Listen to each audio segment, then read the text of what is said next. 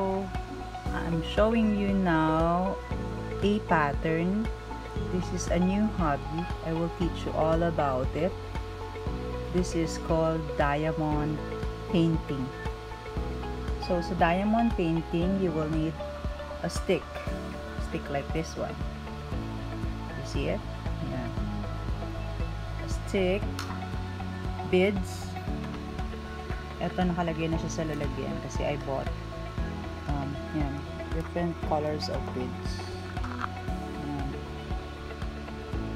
Diba? This one is a glue. May glue rito. Ayan, dumikit yung this one is a glue. Ayan, dumikit yung mga beads. Which I will explain later. Ayan, may iba-ibang colors pa dito. Ayan. This one is yellow. Ayan, depende yan siya. Pero lahat itong beads na to ay for the shell pattern. Ayan, it's a shell because I love beaches and I love shells. I collect it, so parang nagustuhan ko siya. Ito yung magiging itsura niya. Ayan. Ayan. Yun yung susundan natin. So, the pattern is canvas. Para siyang, yung paper niya parang tarpaulin.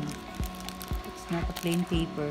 So, when you order it online, you will receive something like a tarpaulin canvas. Pag nakahawa ka na ng tarpaulin, ganun yung feel ng kanyang pattern. So, ito ready na siya. Actually, nasimula na eh. Ayan o, nakapagsimula na. So, sa canvas, makikita mo plastic. Ayan, may plastic siya na cover because the pattern is a sticky part. So, para didikit yung beads, diamond beads. So, ito, pag binuksan mo siya, dapat magdidikit ka na sa part na yan. So, if you're not ready to go to that part because nandito ka pa, huwag mo munang bubuksan, huwag mo munang tatanggalin yung buong plastic cover. Kasi, mawawalan ng adhesive yung canvas mismo. Mas comfortable para sa'yo. Kung left-handed ka, pwedeng sa left ka mag-start, or kung comfortable ka sa right, it would be okay. But never on the middle. Kasi pag yung middle, ang sisimulan mo, katulad ng cross stitch, dapat sa middle ka nagsistart, diba? Or sa left or sa right, okay lang. Kasi may number siya. Ito, hindi. Because of the adhesive, hindi ka pwedeng magsimula kahit saan mo gusto. It's most preferable kung dito ka magsisimula sa dulo. Dulo-dulo dapat. Kasi dahil dun sa adhesive nung canvas. So, pag tinanggal ko to, like this one, tingnan nyo. See? Oh, nakadikit siya eh. Because of the adhesive of the canvas mismo. May adhesive. Yan oh. Oh. See? Dumidikit siya. So, pag nalagyan ng alikabok yan, hindi na didikit yung beads, nahihirapan ka na. Okay, so, I will let you watch me do it. While doing it, so you will know paano nyo sisimulan yung inyong gustong canvas. Actually, sa online, marami kang makikitang iba't ibang patterns which will really amaze you because ang ganda niya tingnan. And very affordable ah. Kung bata ka, you can start at as pinakamura as 100 pesos. Maliit nga lang siya, pero maganda rin for a kid. Kasi ang bata naman hindi naman pwedeng magsimula sa sobrang malalaking patterns na agad. Kasi madali nga silang mainip. Unlike tayo mga matured people na who do not have to go to school or anything. Ito lang yung na hindi din siya nakakapagod masyado. Pwede mo siyang pigilan anytime at balikan anytime you want. As long as the adhesive is still there and the plastic is still there to cover it and protect the adhesive of the canvas, that's okay. So, pakita ko sa inyo paano siya ginagawa, okay? So, to start, dito tayo magsisimula sa right side kasi hindi pa siya nabubuksan. Okay. Okay, sa right side, merong letter J. Right? This one is letter J. Tuturo ka ha. Letter J. Yan. And then, hanapin natin yung letter J dito. Letter J is number 8. Yung mga beads, pag dumating sa inyo, naka-plastic siya. It's resealable plastic. In resealable plastic, sa labas no, nakadikit yung mga code. Minsan letters, minsan numbers. So, letter J is, ito, nung nilipat ko siya sa lalagyan, na binili ko sa isang, sa Quiapo, sa Watson, is only less than 100, siguro mga 60 pesos ito or 50 pesos. Nang binili ko. And it's cute na. Talagang lalagyan siya ng beads. It's made for that. So, ito yung letter J. Nilipat ko na siya sa isa-isa kasi kung sa plastic mahirap siyang protektahan sa plastic dahil alam niyo na yung plastic nabubuksan, minsan napapaglaruan ng bata or minsan nalalaglag natin, hindi naman natin natatakpan ng maayos. At least ito, lalak-lag siyang ganon, pwede na siyang tanggalin ulit. So this is letter J, yun yung ilalagay natin sa letter J. And para magawa yon, para dumikit siya dito sa stick, yung stick, yun ang iaano natin dito sa glue. So glue ito, no? This one is glue. Kaya dumikit yung mga, sandali, tanggalin ko lang. So this one is the stick. Ang gagawin natin, tatanggalin natin yung, kuha tayo ng konti. So may butas yung kung makikita niya may butas siya. Yan. You see it? Yan, may butas yan. Kukuha tayo ng konting glue. Okay, yan, glue. So, meron na siyang glue. Sabi muna natin yung glue. Then, kukuha tayo dito sa letter J. Yan. Sa letter J, kasi letter J yung lalagyan natin. Kukuha tayo ng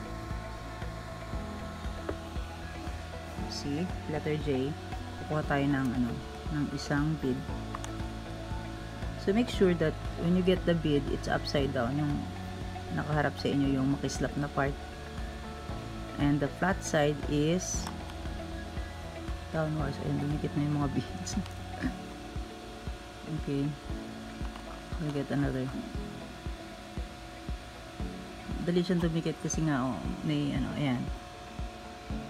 Ayan. So, yung nakaharap sa akin, ito ang bilog na part. Yung flat side. Yun yung ididikit natin dito. Okay. So, ayan. Tanggalin natin tong part na to. Hindi naman tanggal na finold ko lang. Nakita nyo, finold ko lang. May plastic pa din. So, ayan. Ayan yung letter J. First letter J. There. See? Sayang yung glue. Glue po yun. So, ididikit na lang siya ng ayos. See? So, another letter J.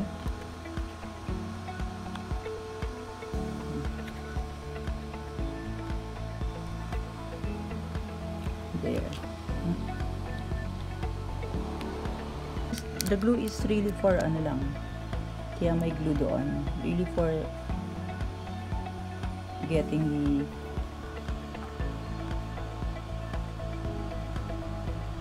there. Letter J again. Basta yung letter J, sa letter J lang talaga. Yung siya lalagay sa iba kasi mag-iiba na yung kulay. Ayan. Pag nagkamali ka ng dikit, di tanggalin mo. Natatanggal pa naman siya eh. Kaya lang, be careful na huwag madumihan yung canvas. You push it on the right side. Okay. There. Diba? So easy. It's really easy eh. Ayan.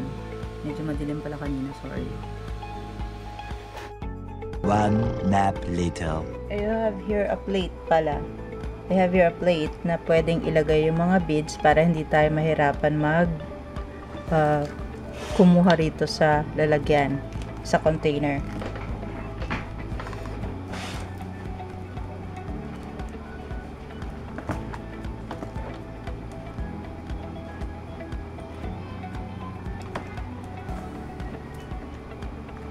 So, as you see, here, dito na ako sa parang slash. That's this one, that part.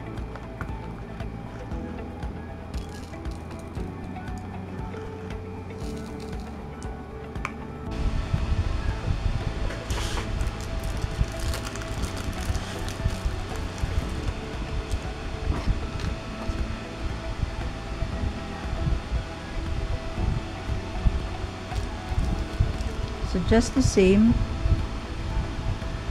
dapat ano siya, ayun nakaharap sa iyo, yung ipo-point mo dito sa dito sa bead is yung makintab na part ng bead, and sa kabila yun yung flat, kasi yun yung ididikit mo doon sa canvas. So there, so you can easily see how it is, if it's turned upside down or what. You can easily do like this, shake it, and then it will just turn upside down. So the glue is for the stick, this one, para makakuha ng, para dumikit yung bead dito at maidikit mo dun sa canvas.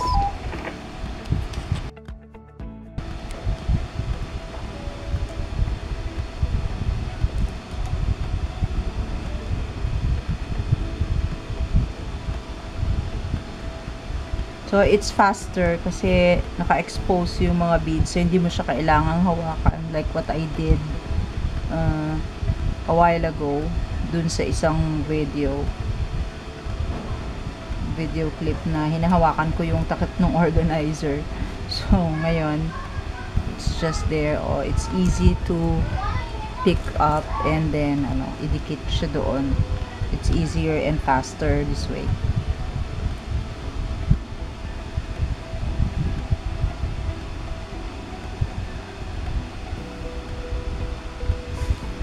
There, it's easier and faster.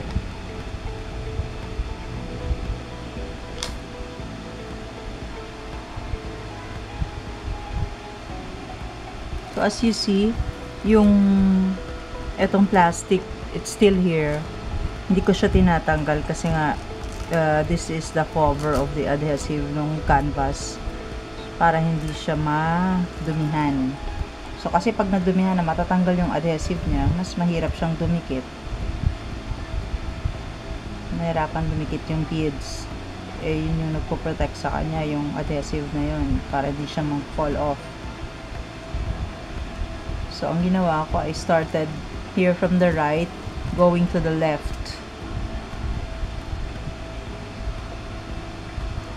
It's easier this way kasi mas mapoprotect mo yung beads na hindi matapon.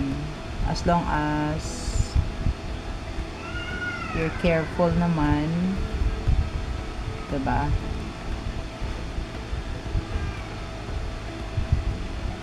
Faster and easier.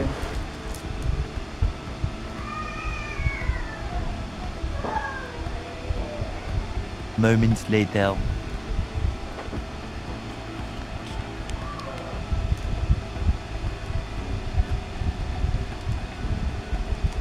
So it's easier and it's faster.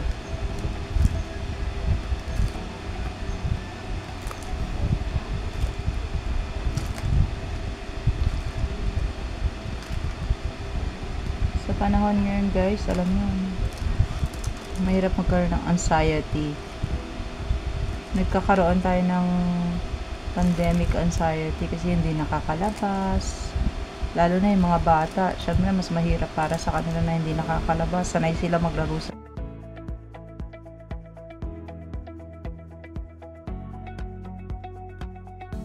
labas eh. So ngayon, ginawa ko, yung mga anak ko, tinuruan ko din na magkaroon ng hobby na tulad nito. Kasi ito lang yung nakaka-relax na hobby at madali rin siyang gawin para sa mga bata. So, every now and then, pagkatapos nila sa isang canvas, I make sure na merong available na for the next batch. So, parang medyo nagkaroon na sila ng chance na magkaroon ng bagong hobby din. So, makikita mo sila, iba-iba yung ginagawa nilang canvas. Pero okay na yon kaysa naman, syempre, 'di ba, nabubugnot din yung mga bata pag walang ginagawa.